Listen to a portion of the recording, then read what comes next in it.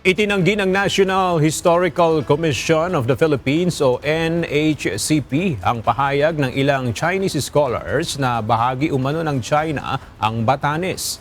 Iginiit ng komisyon na ang naturang claim ay nakabatay sa maling interpretasyon ng kasaysayan at hindi tumutugma sa mga umiiral na kasunduan at record na kumikilala sa teritoryo ng Pilipinas. Binigyang diin ng NHCP na matagal nang kinikilala ang Batanes bilang bahagi ng Pilipinas at walang kaugnayan ang mga kasunduan pagkatapos ng ikalawang digmaang pandaigdig sa naturang lalawigan.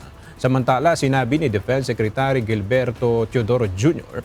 na walang katwiran ang naturang pag-aangkin at tiniyak na palalakasin ng bansa ang pagpapatrolya at presensya nito sa lahat ng teritoryo at karagatang sakop at karagatan upang maprotektahan ang soberanya ng Pilipinas.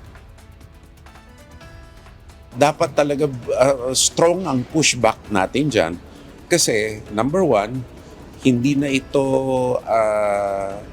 lamang ito labag sa international law, hindi labag sa ating saligang batas, kundi labag sa normal na pag-iisip ng tao. Hindi, palagay ko meron talagang diferensya, no?